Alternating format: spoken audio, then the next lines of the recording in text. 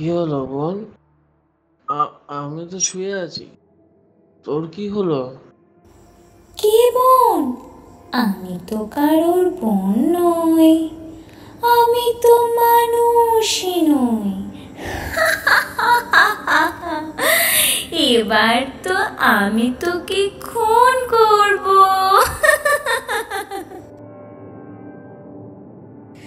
কুইটসো ফিল্মসে আপনাদের সকলকে স্বাগত। দেশ বিদেশের নানান লেখকদের রোমাঞ্চকর কিছু কাহিনী দিয়ে সাজানো আমাদের এই বিশেষ নিবেদন রাইটার্স চয়েস। আজ শুনবেন বিভূতিভূষণ বন্দ্যোপাধ্যায় রচিত তিরলের বালা। বিভূতিভূষণ বন্দ্যোপাধ্যায়ের জন্ম 12ই সেপ্টেম্বর 1894 সালে। বাংলা গল্পের পাঠকরা তাকে মূলত চেনে চাঁদের পাহাড়ের সৃষ্টিকর্তা হিসেবে। 1 নভেম্বর 1950 সালে তিনি পরলোক গমন করেন। আজকের গল্প পাঠে সৌপ্তিক দে, সূত্রধর আমি সৈমি ব্যানার্জি। শুরু হচ্ছে তিরলের বালা।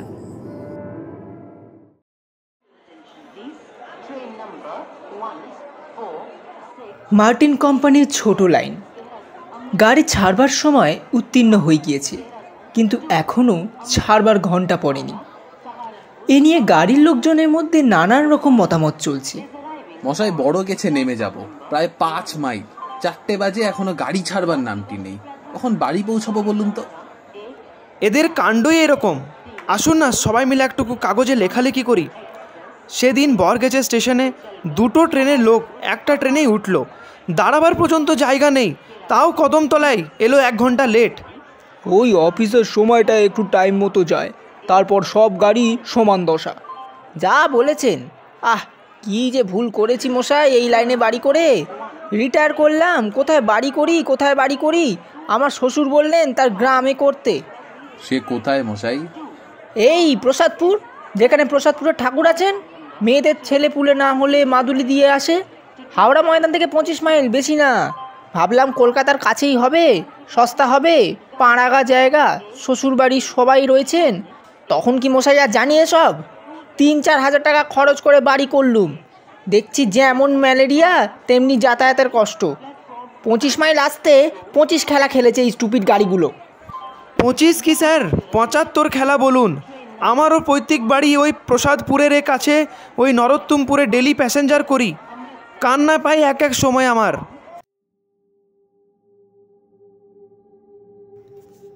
আমি যাচ্ছিলাম চাঁপাডাঙ্গা, লাইনের শেষ স্টেশন। এদের কথাবার্তা শুনে ভয় হলো।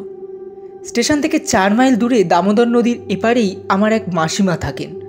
মেসোমশাই নাকি মৃত্যুশয্যায়, তাই চিঠি পেয়ে মাসিমার অনুরোধে সেখানে চলেছি। যেরকম এরা বলছে তাতে কখন সেখানে পৌঁছবো কে জানে। কামরার এক কোণের বেঞ্চিতে একটি যুবক ও তার সঙ্গে 17-18 বছরের সুন্দরী মেয়ে বসেছিল। মেয়েটির পরনে সিল্কের ছাপা শাড়ি, পায়ে মাদ্রাজি চটি, মাথার চুলগুলো যেন একটু হেলাগুচুভাবে বাঁধা। সে জানলা দিয়ে বাইরের দিকে চেয়েছিল। যুবকটি মাঝে মাঝে সকলের কথাবার্তা শুনছে, মাঝে মাঝে বাইরের দিকে চেয়ে ধূমপান করছে।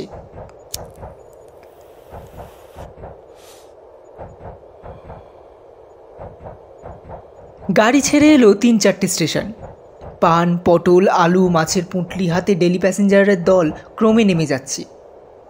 বাকি দল এখনও সামনাসামনি বেঞ্চিতে মুখোমুখি বসে কোঁচোর কাপড় মেলে তাস খেলছে।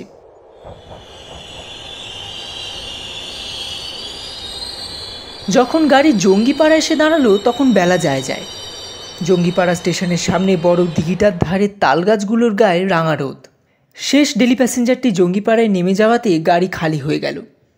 একেবারে খালি নয়, কারণ রইলাম কেবল আমি। কোণের বেঞ্চের দিকে চেয়ে দেখি সেই যুবক ও তার সঙ্গিনী মেয়েটি এখনও রয়েছে।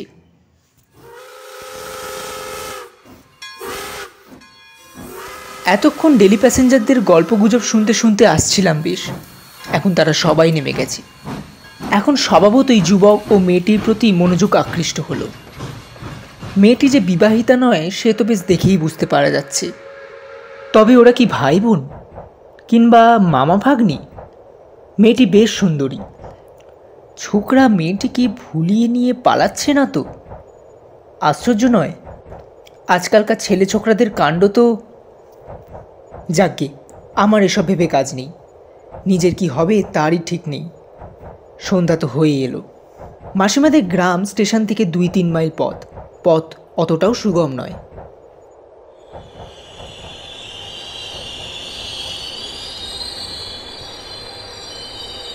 ট্রেন আটপুর এসে দাঁড়ালো, জঙ্গিপাড়ার পরে স্টেশন। তারপর ছাড়ল। বড় বড় ফাঁকা রার দেশের মাঠে সন্ধ্যা নেমে আসছে। লাইনের ধারে কচ্ছিত ক্ষুদ্র ক্ষুদ্র চাষাগা, যেখানে লাউলতা চালে উঠেছে। একটা ছোট্ট গ্রাম্য হাট ভেঙে লোকজন ধামা চ্যাঙারি মাথায় ফিরছে। আবার মাঠ। জাম গাছের মাথায় কালো কালো বাদুড় উড়ে এসে বসেছে। খালের পাড়ে মশাল জেলে জেলেরা মাছ ধরবার চেষ্টা করছে। আবার সহযাত্রীদের দিকে চাইলাম। দুজনে পাশাপাশি বসে আছে, কিন্তু দুজনেই জানলার বাইরে চেয়ে রয়েছে। একটা কথাও শুনলাম না ওদের মধ্যে। ছেলেটা মেয়েটাকে নিয়ে পালাতে পালাতে দুজনের মধ্যে ঝগড়া হয়েছে। বেশ সুন্দর চেহারা দুজনেরই।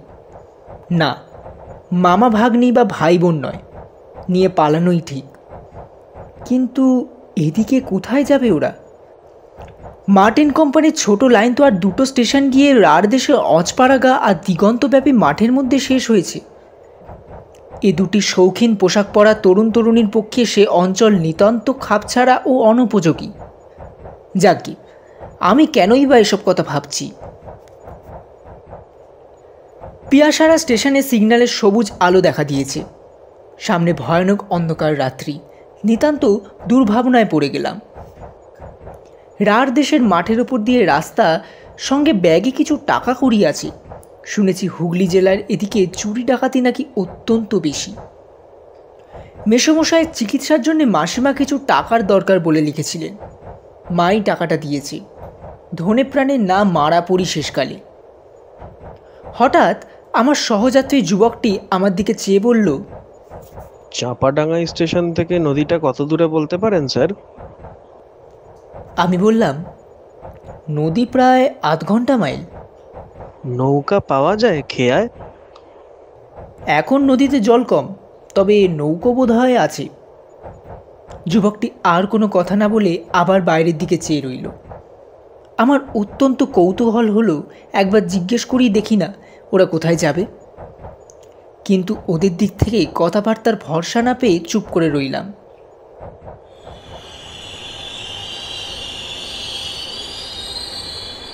পিয়াসারা স্টেশনে এসে গাড়ি দাঁড়ালো।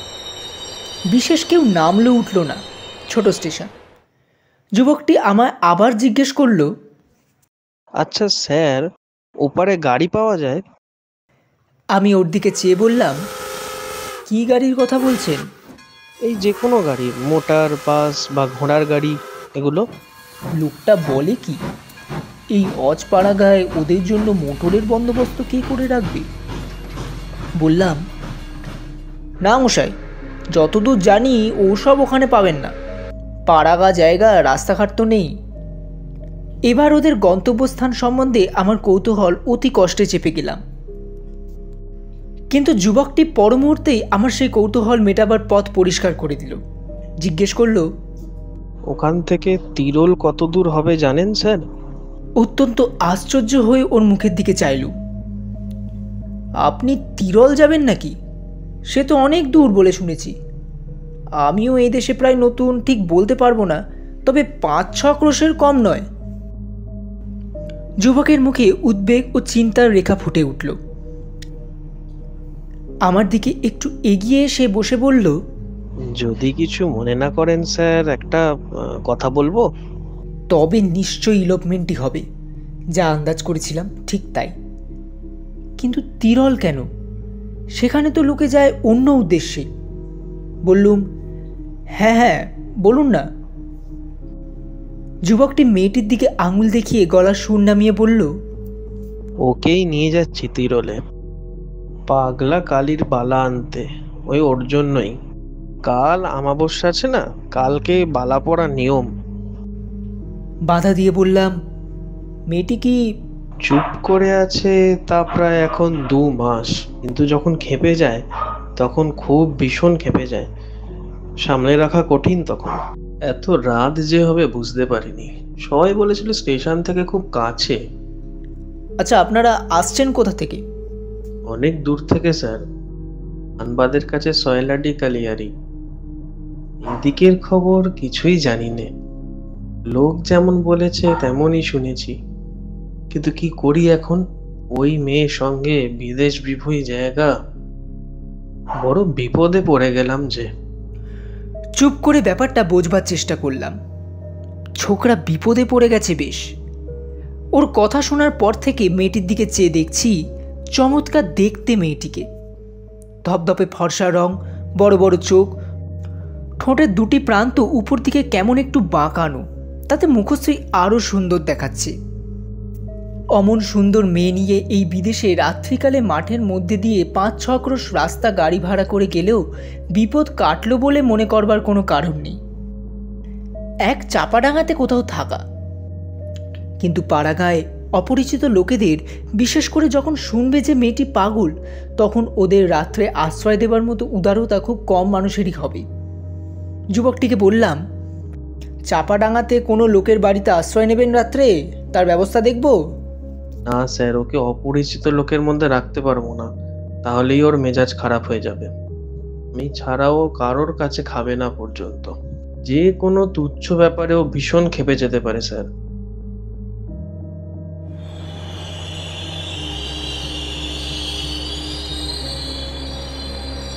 গাড়ি এসে দাঁড়ালো চাপাডাঙ্গা স্টেশনে। রাত্রির অন্ধকার এখনো ঘন হয়নি, তবে কৃষ্ণা চতুর্দশীর রাত্রি, অনুমান করাই যায় কী ধরনের হবে আর একটু পর। চাপাডাঙ্গা স্টেশনের কাছে লোকের বাড়িঘর বেশি নেই। খানকতক বিচুলি ছাওয়া ঘর, অধিকাংশই পানবিড়ি, মুড়ি মুড়কি কিংবা মুদিখানার দোকান। একটা সাইকেল সারানোর দোকান, একটা হোমিওপ্যাথিক ডাক্তারখানা, ডাক্তারখানার একপাশে স্থানীয় ডাকঘর, একটা পুকুর, পুকুরের ওপারে 2-1খানা চাষাভুষো লোকের ঘর।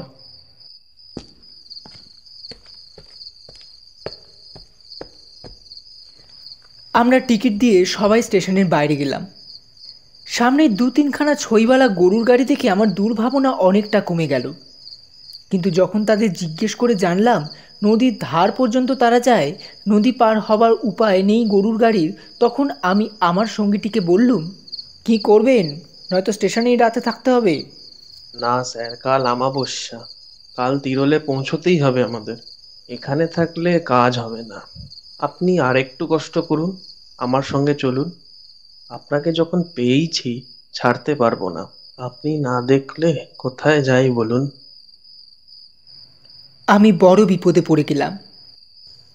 ওদিকে মেসোমশায়ের অসুখ, সেখানে পয়সা কড়ি নিয়ে যত শিগগিরই পৌঁছানো যায় তত ভালো।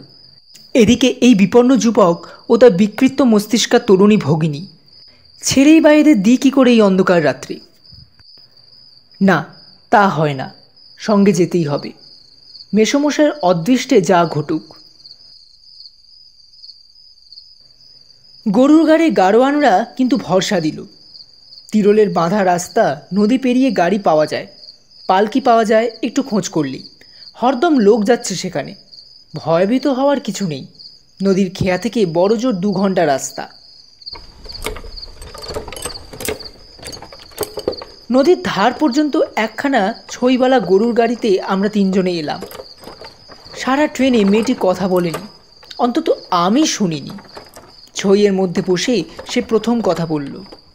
যুবকটির দিকে চেয়ে বলল, দাদা, আমার না শীত করছে। তোর শীত করছে না? সুন্দর গলার স্বর, যেন সেতারে ঝংকার দিয়ে উঠল। আমি সহানুভূতির চোখে তরুণীর দিকে চাইলাম। আহা, এমন সুন্দর মেয়েটি কি অদৃষ্ট নিয়ে জন্মেছে? বললাম, শীত করতে পারে, নদীর হাওয়া বইছে, সঙ্গে কিছু আছে গায়ে দেওয়া? যুবকটি বলল, না, গায়ে দেবার কিছু মানে এই বৈশাখ মাসে তো কিছু আনিনি। বিছানা চাদরখানা পেতে ওখানে বসেছিলাম, সেটাই গায়ে দে। মেয়েটি আবার বলল, কি নদী দাদা? বেশ স্বাভাবিক সুরে সহজ ধরনের কথাবার্তা। আমি বললাম, দামোদর। মেয়েটি এবার আমার দিকে মুখ ফিরিয়ে বলল, বল্লভপুরে যে দামোদর? আমি জানি, খুব বড় নদী না রে দাদা? ছেলেবেলায় দেখেছি। যুবকটি আমায় বলল, দামোদরের পরে বল্লভপুর বলে একটা গ্রাম, বর্ধমান জেলায়। সেখানে আমার মামার বাড়ি কি না। পূর্ণিমা মানে আমার এই বোন সেখানে দুবার গিয়েছিল, কিন্তু তারপর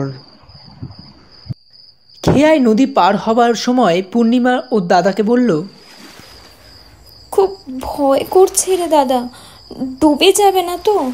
ও দাদা, নৌকা দুলছে যে। ডুবে যাবে কেন? চুপ করে বসে থাক। দুলছে তাই বলছিস? ওপারে গিয়ে আমরা দেখি গাড়ি ঘোড়া তো দূরের কথা, একটা মানুষ পর্যন্ত নেই। খেয়ার মাঝি লোকটা ভালো, সে আমাদের অবস্থা দেখে বলল, দাঁড়ান বাবু মশাইরা, শামকুরের গোয়ালপাড়ার গরুর গাড়ি পাওয়া যায়, আমি ডেকে দিচ্ছি, আপনারা নৌকোতেই বসুন। পূর্ণিমা বলল, দাদা, কিছু খাবে না? খাবার রয়েছে তো।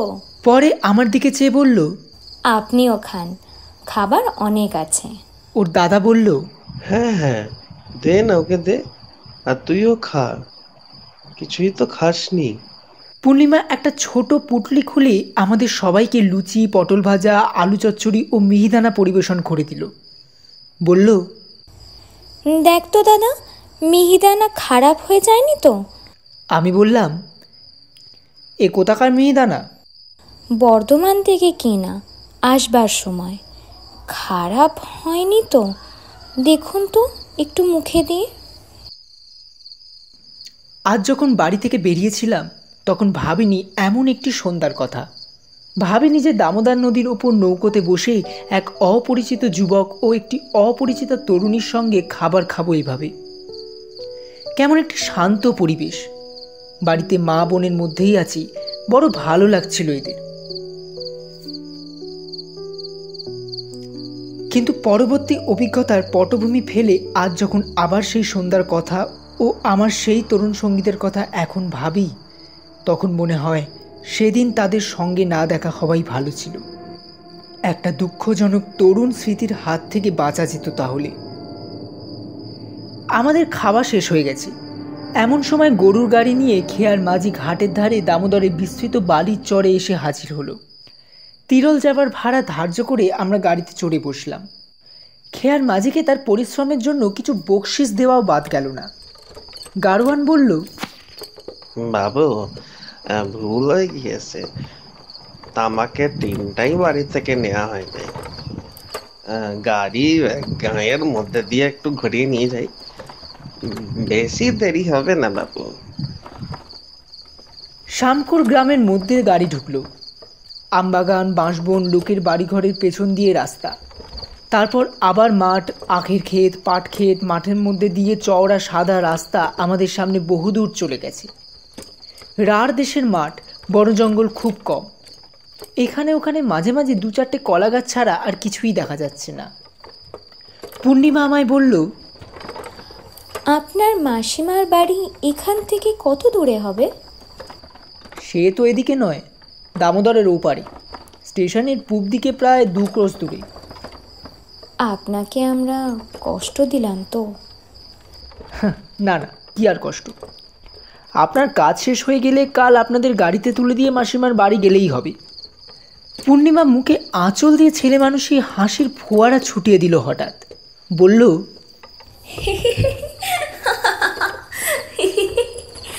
কি আর কষ্ট না? আমাদের কাজ শেষ হলে আমাদের গাড়িতে তুলে দিয়ে।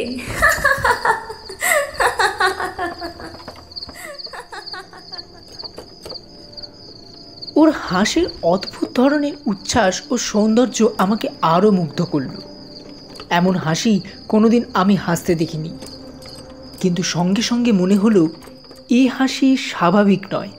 স্থির মস্তিষ্ক কোনো মেয়ে এ ধরনের হাসি হাসত না, অন্তত এই জায়গায় এই অবস্থায়। হঠাৎ ওর দাদা অন্ধকারের মধ্যে আমার গা টিপল। ব্যাপার কি? আমার ভয় হলো, মেয়েটি ভালো অবস্থায় আছে তো? আমি কোনো কথা না বলে চুপ করে রইলাম। কি জানি মেয়েটির কেমন মেজাজ, কোন কথা কিভাবে বললে তার মনে কিভাবে সাড়া জাগবে যখন জানি না, তখন একদম কথা না বলাই নিরাপদ। মনে মনে ভাবলাম, এমন সুন্দর মেয়ে কি খারাপ অদৃষ্ট নিয়েই এসেছিল পৃথিবীতে, যে তার অমন সুন্দর প্রাণভরা হাসি তাতে মনে আনন্দ না এনে আনে ভয়। গাড়িতে কিছুক্ষণ কেউ কথা বলে না, সবাই চুপচাপ। মাঠ ভেঙে গরুর গাড়ি আপন মনে চলছে। বোধহয় আমার একটু তন্দাবেশ হয়ে থাকবে। হঠাৎ যেন ঘুমটা ভেঙে গেল। গাড়ির ছইয়ের মধ্যে অন্ধকার। আমার মনে হলো সেই অন্ধকারের মধ্যে তরুণ এবং তার দাদার মধ্যে একটা হাতাহাতির ব্যাপার চলছে। ছাড় আমায়, কি ছাড়, করছিস বোন তুই? আমি নামবো, ছাড়। দেখ আমার ছাড় দিকে আমাকে, চেয়ে ছাড়। দেখ। আমায় নামতে দে। এই দেখ আমি ছাড়, দাদা। ছাড় আমায়, এই এরকম ছাড়। করিস না বোন। আমি নামবো, বোন, ছাড়। এরকম করিস না। ছাড় আমাকে, ছাড়। আমায় নামতে দে, ছাড়। আমি পেছনে ফিরে চাইলাম ওর দিকে, কারণ আমি বসেছি ছইয়ের সামনে আর ওরা বসেছে গাড়ির পেছনের দিকটায়। সেদিকে বেশি অন্ধকার, কারণ ছইয়ের ওদিকটা চার্চের পর্দা আঁটা। আমি কোনো কথা বলার পূর্বেই যুবকটি চাপা উদ্বেগের সুরে বলল, ধরুন ধরুন, ওকে ধরুন, ও গাড়ি থেকে নেমে যেতে চাইছে। চাপা সুরে বলবার কারণ বোধহয় গাড়ির গাড়োয়ানের কানে কথাটা না যায়। আমি হতভম্ব হয়ে মেয়েটির গায়ে কি করে হাত দেব ভাবছি, এমন সময় যুবকটি বেদনার্ত কণ্ঠে উ উ বলে উঠল। পরক্ষণেই বলল, কামড়ে দিয়েছে হাতে, ধরবেন না, ধরবেন না। কি বাবু, কি হয়েছে? গাড়োয়ানের কথার উত্তর দেবার সময় বা সুযোগ তখনই আমার নেই, কারণ মেয়েটি আমায় ঠেলে বাইরের দিকে আসতে চাইছে অন্ধকারের মধ্যে। ও দাদা বলল, ওর চুল ধরুন, গায়ে হাত দেবেন না, তাহলেই কামড়ে দেবে। কিন্তু আমি কোনো কিছু বাধা দেবার পূর্বেই মেয়েটি আমাকে ঠেলে গরুর গাড়ির সামনের দিকে গিয়ে পৌঁছলো এবং গাড়ি থেকে লাফ দিয়ে পড়ল। হতভম্ব গাড়োয়ান গরুর কাঁধ থেকে জোয়াল নামাবার পূর্বেই আমি ও মেয়েটির দাদা দুজনেই গাড়ি থেকে লাফিয়ে পড়লাম। মাঠের মধ্যে অন্ধকার তত নিবিড় হয়, কিন্তু মেয়েটির কোনো পাত্তা কোনো দিকে দেখা গেল না। আমার বুদ্ধিশুদ্ধি লোপ পেয়েছে এবং বোধহয় মেয়েটির দাদারও। এই সময় কিন্তু আমাদের গাড়োয়ান যথেষ্ট সাহস ও উপস্থিত বুদ্ধির পরিচয় দিল। সে ততক্ষণে ব্যাপারটা আন্দাজ করতে পেরেছে। তীরলে যারা যায় তাদের মধ্যে কেউ না কেউ যে অপ্রকৃষ্ট থাকবে এই তথ্য তাদের অজানা নয়। তবে আমাদের তিনজনের মধ্যে কে সেই লোক, এটাই বোধহয় সে এতক্ষণ ঠাউর করতে পারেনি। গাড়োয়ান তাড়াতাড়ি বলল, বাবু শিগগির চলুন, কাছেই পাতিহালের খাল, সেদিকে ওর উনি না যান। এমন হতভম্ব হয়ে গেছি আমরা যে যুবকটির পকেটে যে টর্চ রয়েছে সে কথা দুজনেরই মনে নেই। সবাই ছুটলাম গাড়োয়ানের পিছু পিছু।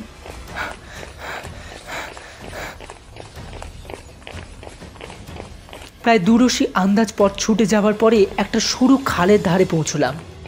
তার দুপারে নিবিড় কষার ঝাড়। তন্ন তন্ন করে ঝোপঝাড় আড়ালে খুঁজে চিৎকার করে ডাকাডাকি করেও সাড়া পাওয়া গেল না। তবে ব্যাপারটা এত অল্প সময়ের মধ্যে ঘটে গেল যে এতক্ষণ ভেবে দেখবার অবকাশ পায়নি যে জিনিসটার গুরুত্ব কতটা বা এ থেকে কত কি হতে পারে। পূর্ণিমার দাদা প্রায় কাঁদো কাঁদো সুরে বলল, আর কোনো দিকে কোনো জলা আছে গারোয়ান? না বাবু, কাছে পিঠে তো আর জলা নাই, তবে খালের ধারে আপনারা একজন দাঁড়িয়ে থাকুন, আমরা বাকি দুজন অন্যদিকে যাই। আমি রইলাম খালের ধারে, কারণ যুবকটি একলা অন্ধকারে যতদূর বুঝলাম দাঁড়িয়ে থাকতে রাজি নয়। ওরা তো চলে গেল অন্যদিকে। আমার মুশকিল এই যে সঙ্গে একটা দেশলাই পর্যন্ত নেই। এই কৃষ্ণা চতুর্দশী রাত্রে অন্ধকারে একা মাঠের মধ্যে কতক্ষণ দাঁড়িয়ে থাকতে হবে কি জানি। সেখানে কতক্ষণ ছিলাম জানি না, ঘণ্টাখানেক হবে বোধহয়, তার বেশিও হতে পারে। তারপর খালের ধার ছেড়ে মাঠের দিকে এগিয়ে গেলাম। এদের ব্যাপারটা ঠিক বুঝতে পারছি না। এমন সময় দূরে আলো দেখা গেল। গরুর গাড়ি গাড়োয়ানের গলা শুনলাম, বাবু, বাবু। হ্যাঁ এই যে এদিকে। আমার সাড়া পেয়ে ওরা আমার কাছে এলো। গাড়োয়ানের সঙ্গে কয়েকটি গ্রাম্য লোক, ওদের হাতে একটা হ্যারিকেন লণ্ঠন।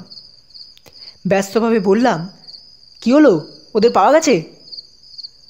যার হাতে লণ্ঠন ছিল সে লোকটা বলল, চলেন বাবু, সব রয়েছে তেনারা আমার বাড়িতে বসে। আমি বাবু গোয়ালঘরে গরুদের জাপ কেটে দিতে ঢুকেছি সন্ধ্যা একটু পরেই। দেখি গোয়ালঘরের এক পাশে একটি পরমা সুন্দরী স্ত্রী লোক বাবু। তখন তো আমি চমকে উঠেছি, এ কি?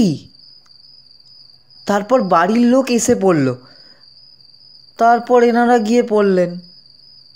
তাদের বাড়িতে বসিয়ে আপনার খোঁজে বেরুলুম। অন্ধকারের মধ্যে ভদ্রলোকের ছেলে, এ কি কাণ্ড, এ কি কষ্ট। চলুন বাবু গরিবের ঘরে, দুটি ভাত ডাল রান্না করে দেব। আপনারা তো সবাই ব্রাহ্মণ শুনলাম, কতকালের ভাগ্য আমাদের। দুটি ভাত সেবা করে আজ রাতটা শুয়ে থাকুন না, কাল ভোরে আমি আমার গাড়িতে করে নয় তিরল পৌঁছে দেবো আপনাদের। গ্রামের মধ্যে লোকটার বাড়ি গিয়ে পৌঁছলাম। বাড়িটার কথা এখানে একটু ভালো করে বর্ণনা করা দরকার, কারণ এর পরবর্তী ঘটনার সঙ্গে এই বাড়ির অতি ঘনিষ্ঠ সম্বন্ধ। একবার ভাবি, সে রাত্রি যদি সেখানে থাকবার প্রস্তাবে রাজি না হয়ে ওদের নিয়ে সোজাসুজি তিরল চলে যেতুম। আসলে সবই নিয়তি, নিয়তি যাকে যেখানে টানে। তিরল গেলে কি নিয়তির হাত থেকে উদ্ধার পাওয়া যেত? না, এ কথা ভুল। বাড়িটা ওদেশের চলন মতো মাটির দেওয়াল, বিচুলিতে ছাওয়া। বাইরে বেশ বড় একখানা বৈঠকখানা, তার 2 কামরা মাটির দেওয়ালের ব্যবধান। সামনে খুব বড় মাটির দাওয়া, আর তার সামনে উঠোন। উঠোনের পশ্চিম ধারে একটা ছোট ঘাট বাঁধানো পুকুর। সেটার পেছনের দরজা খুলে কিন্তু বাইরের উঠোনে আসা যায়। গৃহস্বামীর নাম রসিকলাল ধারা, জাতিতে কৈবর্ত, সুতরাং তাদের রাঁধা ভাত আমার চলবে না। রসিকলালের একান্ত অনুরোধে আমরা রান্না করতে রাজি হলাম। জিনিসপত্র, দুধ, শাকসবজি 6 জনের উপযোগী এসে পড়ল। আশ্চর্যের বিষয় এই যে রান্না করল পূর্ণিমা। পূর্ণিমা আবার সেই আগেকার শান্ত স্বাভাবিক মূর্তি ধরেছে। তার কথাবার্তা, রান্নার কৌশল, সহজ ব্যবহার দেখে কেউ বলতে পারবে না কিছুক্ষণ আগে এই গাড়ি থেকে লাফ দিয়ে পালিয়েছিল। খেতে বসবার কিছু আগে পূর্ণিমা যেখানে রাঁধছে সেখানে উকি মেরে দেখি গ্রামের অনেক মেয়ে ওকে দেখতে এসছে, নানা রকম কথাবার্তা জিজ্ঞেস করছে। বুঝলাম পূর্ণিমার কাহিনী গ্রামময় রটে গেছে। রাত 11টা প্রায় বাজে। পূর্ণিমা আমাদের ডেকে নিয়ে গেল খেতে।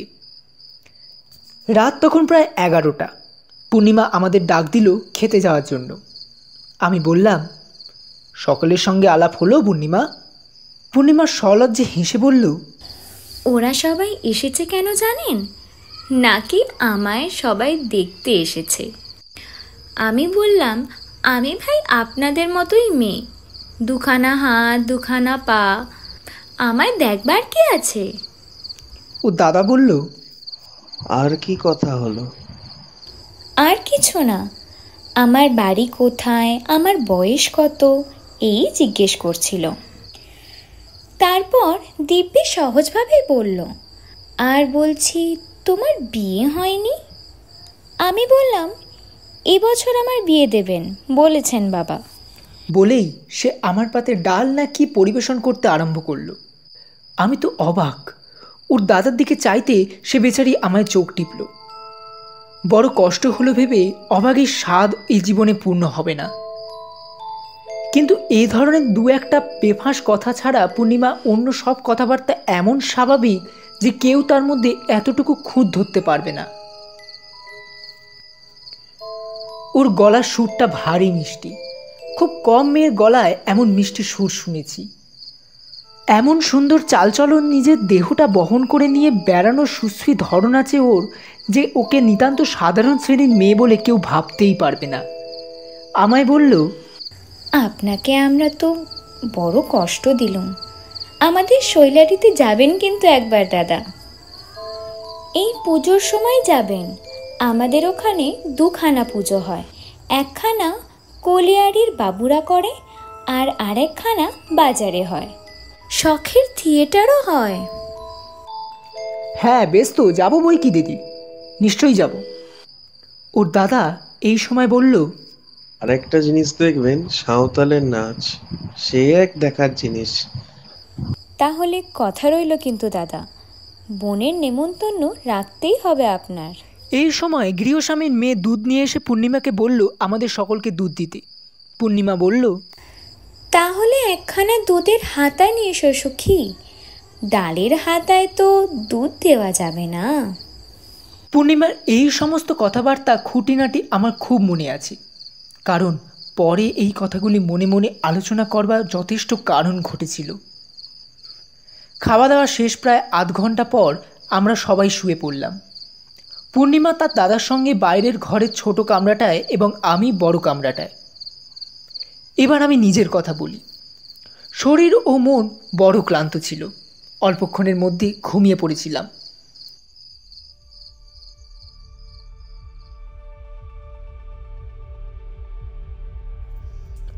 কিন্তু কতক্ষণ পরে জানি না এবং কেন তাও জানি না, হঠাৎ আমার ঘুম ভেঙে গেল। আমার বুক যেন পাথরের ভারী বোঝা চাপিয়েছে, নিঃশ্বাস প্রশ্বাস নিতে কেমন একটা কষ্ট হচ্ছে। ভাবলাম নিশ্চয়ই নদীর ঠান্ডা হাওয়ায় ঠান্ডা লেগে গেছে কিংবা ওই রকমই কিছু। অমন নয়।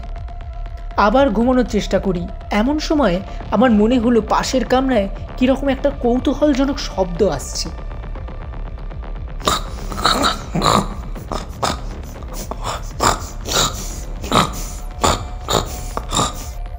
হয়তো পূর্ণিমার দাদার নাক ডাকার শব্দ। শব্দটা অদ্ভুত রকমের বটে, যেন গোঙানি বা কাতরানি শব্দের মতো। একটু পরেই আর শব্দ শুনতে পেলাম না, আমিও পাশ ফিরে ঘুমিয়ে পড়লাম।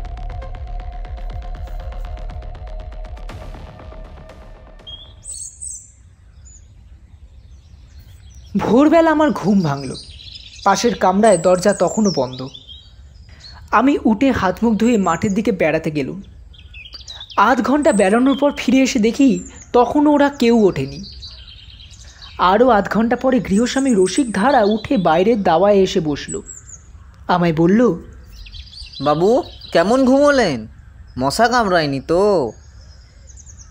এরা কি এখনো ঘুমোচ্ছে? রসিকের সঙ্গে কিছুক্ষণ চাষবাসের গল্প করলাম, তারপর সে উঠে কোথায় বেরিয়ে গেল। এদিকে প্রায় 8টা বাজল, তখনও পূর্ণিমা বা তার দাদার ঘুম ভাঙেনি। 8:30টার সময় রসিক ফিরে এলো। গ্রীষ্মকাল, অর্থাৎ 8:30 মানে দস্তুর মতো বেলা। খুব রোদ উঠে গেছে চারিদিকে। রসিক আবার জিজ্ঞেস করল, এরা এখনো ওঠেনি? আমি বললাম, কই না তো, এখনও ওঠেনি তো। গরমে সারা রাত ঘুম হয়নি বোধ হয়, ভোরের দিকে ঘুমিয়েছে আর কি। আমার কাহিনী শেষ হয়ে এসছে। বেলা 9টার সময় যখন ওদের কোনো সারা শব্দ শোনা গেল না, তখন আমি দরজায় ধাক্কা দিলাম।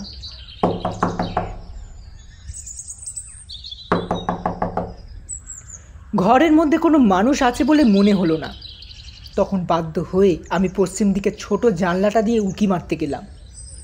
ঘরের মধ্যে একটি মেয়ে নিদ্রিতা। এ অবস্থায় জানলা দিয়ে চেয়ে দেখতে দ্বিধাবোধ করছিলাম, কিন্তু একবার দেখাটা দরকার। ব্যাপার কি ওদের?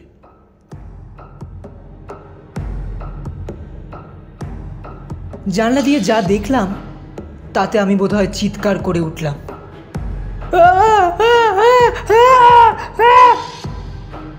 ঠিক বলতে পারি না, কারণ আমারও কিছুক্ষণের জন্য বুদ্ধির লোপ পেয়েছিল। কি যে ঘটেছে কি না ঘটেছে আমার কিছুই খেয়াল নেই।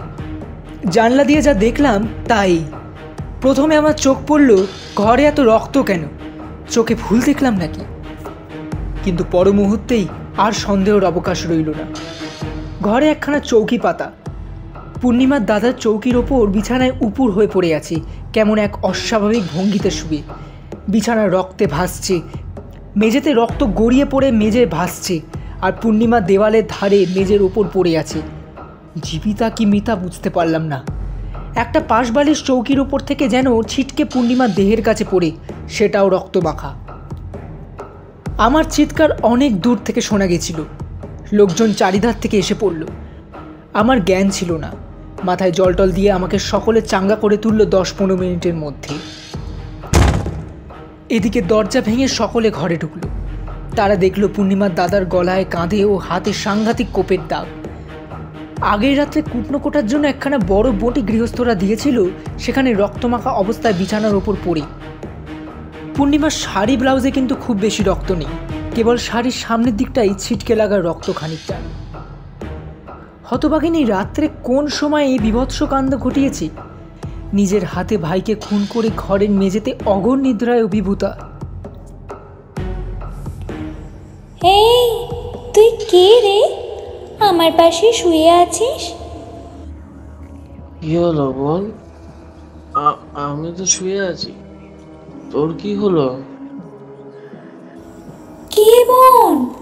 আমি তো কারোর বোন নই, আমি তো মানুষই নই। এবার তো আমি তোকে খুন করব, তোকে কুপিয়ে কুপিয়ে কুপিয়ে মারবো আমি, সবাইকে মারবো আমি কুপিয়ে কুপিয়ে।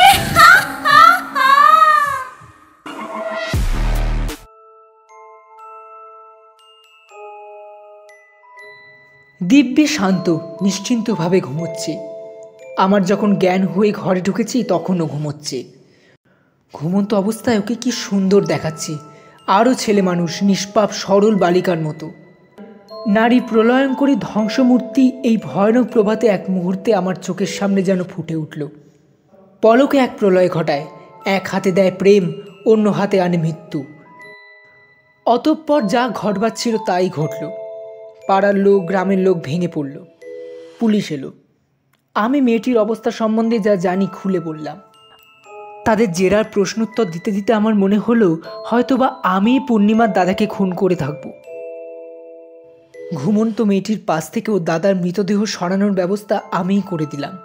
মৃতের সকল চিহ্ন, রক্তাক্ত বস্ত্র, মোটি বিছানা সব। পূর্ণিমার ঘুম সহজে ভাঙেনি, তাই রক্ষী। দুপুর পর্যন্ত পূর্ণিমার নিরুদ্বেগে ঘুমোলো। পুলিশকেও কষ্ট করে ওর ঘুম ভাঙাতে হলো। আমি ওর পাশে দাঁড়ালুম এই ঘোর অন্ধকার রাত্রে। অসহায় উন্মাদিনীর আর কি বা ছিল? যদিও ওর অবস্থা থেকে চোখের জল ফেলেনি এমন লোক সে অঞ্চলে ছিল না। কি মেয়ে কি পুরুষ, এমনকি থানার মুসলমান দারোগাবাবু পর্যন্ত। শয়লাটি কয়লারিতে টেলিগ্রাম করা হলো। ওর বাবা এলেন, তার সঙ্গে এলেন 3 বন্ধু। ওদের মুখে প্রথম শুনলুম পূর্ণিমা বিবাহিতা। পাগল বলে স্বামী মেনে নেয় না, সে কখনো জানে না সে বিবাহিতা, কখনো আবার ভুলে যায়। পূর্ণিমার মা নেই, তাও এই প্রথম শুনলাম। ভদ্রবংশের ব্যাপার, এ নিয়ে খুব গোলমাল যাতে না হয় তাই শুরু থেকেই ব্যবস্থা করা হলো। খবরের কাগজে ঘটনাটি উঠেছিল, কিন্তু একটু অন্যভাবে। পূর্ণিমাকে রাঁচি উন্মাদ আশ্রমে দেওয়ার ব্যবস্থা করা হলো। ওর বাবাও দেখলাম ওকে আর বাড়ি নিয়ে যেতে রাজি হলো না। শ্রীরামপুর কোর্টের প্রাঙ্গণ থেকে ওকে সোজা মোটর করে আনা হলো হাওড়া। হাওড়া থেকে রাঁচি এক্সপ্রেসে যখন ওঠানো হচ্ছে তখন একগাল হাসি হেসে ও আমার দিকে চেয়ে বলল, আমাদের শৈলাটিতে আসবেন কিন্তু একদিন, মনে থাকবে তো? আর তারপর ওর বাবাকে বলল, দাদা কোথায় বাবা? দাদাকে দেখছি না। দাদার কাছে আমার কানের দুল দুটো খোলা রয়েছে, কান বড্ড ন্যাড়া ন্যাড়া দেখাচ্ছে।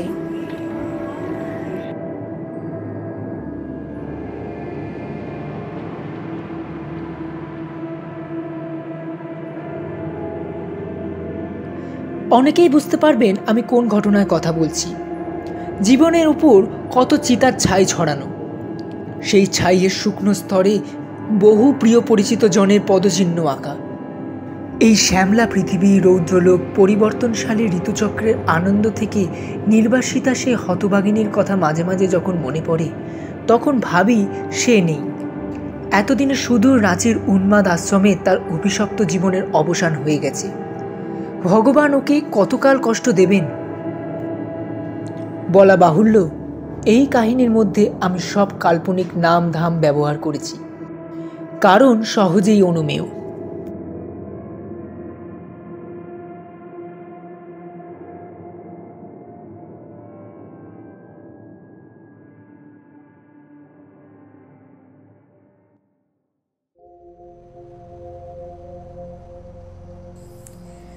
শুনছিলেন তিরলের বালা, রচনা বিভূতিভূষণ বন্দ্যোপাধ্যায়। গল্প পাঠ ও মাঝির ভূমিকায় সৌপ্তিক দে, যুবক ও গারোয়ানের ভূমিকায় রোহিত দত্ত, পূর্ণিমার ভূমিকায় সৈমী ব্যানার্জি, রক্ষিতদারের ভূমিকায় স্বাগত বাসু, ট্রেন যাত্রীদের ভূমিকায় সৌপ্তিক দে, কল্যাণ বৈদ্য ও দেবমাল্য ব্যানার্জি, সাউন্ড ডিজাইন ও পর্ব পরিচালনা ও এডিটে সৌপ্তিক দে, পোস্টার ডিজাইনে স্বাগত বাসু। আমরা আবারও ফিরে আসব আরও একটি রোমাঞ্চকর গল্প নিয়ে খুব শীঘ্রই। অজস্র ধন্যবাদ আমাদের সঙ্গে থাকার জন্য।